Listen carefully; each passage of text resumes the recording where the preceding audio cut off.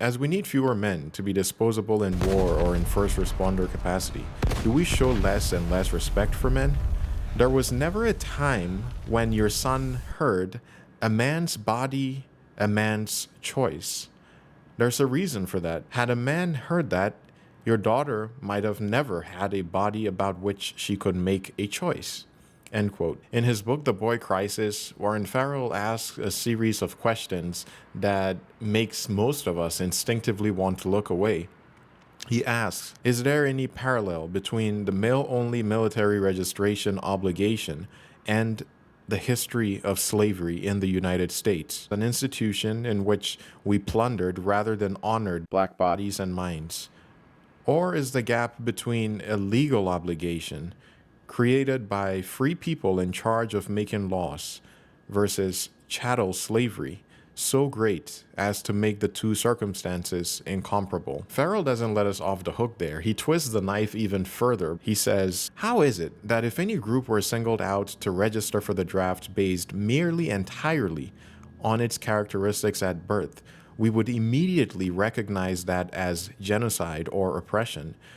But when men are singled out based on their sex at birth, we call it power, or colloquially male privilege. I'm sure most of you watching this probably have a visceral reaction to these comparisons. My instinctive bias upon reading this was cautious agreement. The idea sounded so resonant and yet so radioactive that I thought surely there must be a serious flaw with this. The fact that I've never heard of what seems to be such a compelling comparison must be because there's something wrong with it. And it turns out there actually is a massive flaw. However, before I talk about where this serious flaw lies, I think it's well worth going over the tragic ways in which this comparison actually holds up. Let's start with the discrimination argument. The most obvious difference between slavery and the draft is in the difference in the demographics. Slavery, in its broader historical implementations, was largely blind to sex and entirely dependent on race. The draft is the exact inverse, largely blind to race, but absolutely bound to sex. But this distinction doesn't actually defeat the comparison. It actually bolsters the point that both systems are built on an explicitly discriminatory architecture. You might argue that, well, the discrimination in the draft is sort of a biological necessity. Men, after all, have a physical advantage. However, outside of the elite military units like the Navy SEALs or the Rangers, this advantage is increasingly obsolete. Modern warfare is largely cognitive. Nuclear deterrence means that by the time we get back to a point where trench warfare has become the norm again, where men are needed in vast amounts to act strictly as physical human fodder, we probably would have wiped ourselves back to the Stone Ages. I think it was Albert Einstein who purportedly said that the war after the next one is going to be fought with sticks and stones. So the draft is going to be the least of our concerns if we ever get back to a point where trench warfare, which might arguably demand the need for physical labor in the form of men, becomes necessary again. Another seemingly slam dunk counter argument to Farrell's comparison is in the willingness.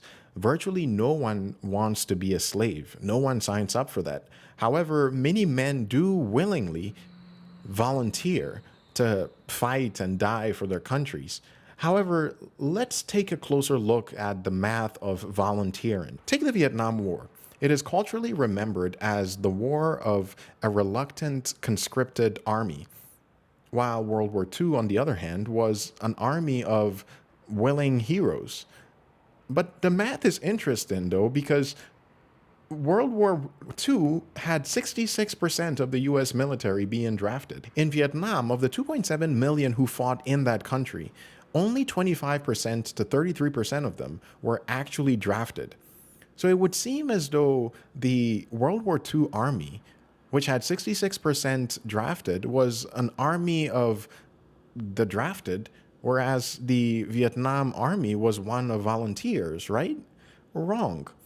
The Vietnam Army, that generation, was shaped by the inescapable gravity of conscription. Military surveys in 1968 showed that of the 8.7 million global enlisted during that era, over half of them cited the draft as the primary motivation of them joining as volunteers. So why would so many volunteer if that was a choice? And how does that square with our perception that that was a reluctant army?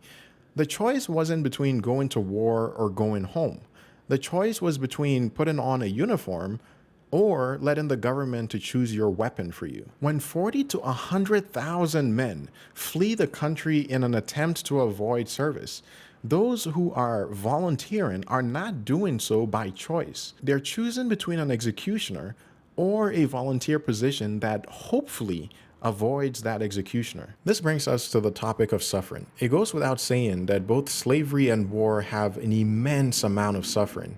However, it might seem at first glance that slavery might actually be the very bottom. After all, so many slaves throughout history have opted to join different militaries because it has offered them a sort of bloody ticket out of their slavery. Slavery relies on pure physical force, the whips and the chains.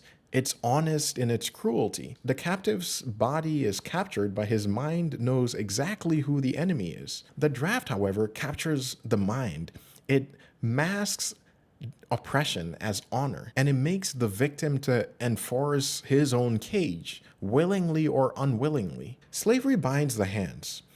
The draft binds the mind so completely that a man will willingly put on his own chains. The only real difference here is how society treats them.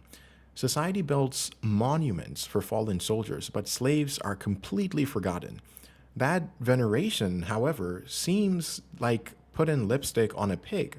We're blinded by what Warren Farrell has called the social bribes. These are the hopes of social validation, of acceptance and recognition that society inculcates into young men from a very young age. It comes from war movies that glamorize violence at every turn. It comes from the prospects of winning over the hearts of women who are looking for someone who's brave and strong and heroic. It bears repetition that we see this psychological grooming outside of war. Farrell argues that we have taught boys to see their own absolute destruction as their ultimate self-worth. And young men imbibe all of these social bribes and expectations, which manifest in the dominance, the absolute dominance of males in hazardous and dirty occupations of all sorts. We see these social bribes in the jobs that women happily steer clear of. Think of roofing, deep sea welding, mining. We see it in prisons where males make up over 93% of the population. Imagine for a second if women filled up 93% of the prison population. How much of a catastrophe and an emergency would that be in each of our minds? And what would we be doing yesterday to address that issue? And contrast that with how we deal with the male problem. We see it in the unspoken expectation that males are the default bodyguards in disasters, both man-made or artificial. We see how eager men are expected and also willing to put their lives in danger whenever there's some sort of a mass shooting. We see it, I mean, if the famous scene in the Titanic is any indication, where Jack froze to death in the lake, something tells me that if the roles had been flipped, if it was Rose who was in the water freezing to death while Jack was on board that makeshift raft, our sentiments toward the Titanic movie would be completely different. And this goes back to Warren Farrell's quote where he said, "There was never a time when your son heard a man's body, a man's choice." There's a reason for that. Had a man heard that, your daughter might never have had a body about which she could make a choice. End quote. Now, women are not to blame for this any more than men are to blame for the historical issues that women have faced.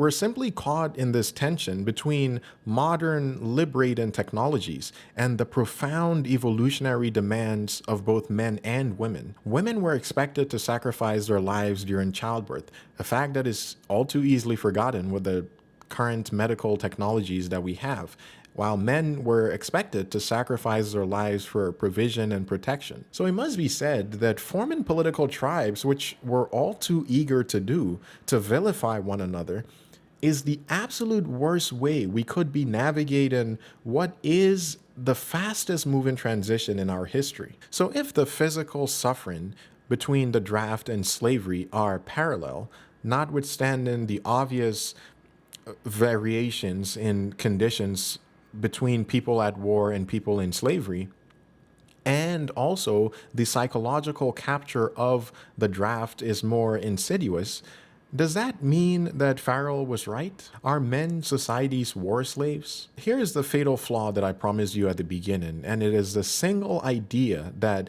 undercuts the fundamental equivalence between these two horrors. Despite the immense amount of suffering that both systems can inflict, slavery was never inevitable. War was inevitable. I'd like to hold out some hope that in the future, humans will find a way to collaborate and cooperate, and hopefully with the help of our technologies, whether those we have now or in the future, move to a place where war is no longer inevitable. But there's absolutely no way to construe human history in a way that makes war even remotely avoidable. Not moral, not right, but simply avoidable. Slavery was a tool of accumulation. It provided the luxury, grandeur, and profits that a few wealthy people in any given civilization used to enrich themselves and those around them. Society has more than demonstrated our ability to prosper without it, and it might even be observed that the free labor of slavery stalled our technological improvements by removing the friction of necessity. As the saying goes, necessity is the mother of invention. When you have that much free labor, you have very little to no incentive to actually develop innovative and novel ways to address problems. War is tragically different. As destructive as it is, there's absolutely no greater catalyst for human progress than the sheer, unadulterated desperation to avoid being crushed by an enemy who is innovating and improving faster than you. If slavery stalled progress by subduing necessity, war incited progress by ripping necessity wide open. Death has an ironic way of imbuing life with both motivation and meaning. Both slavery and war have served as brutal engines of civilization, one yielding accumulation and the other yielding innovation. But the reason we endorse the draft, and war by extension, while finding slavery to be universally repulsive,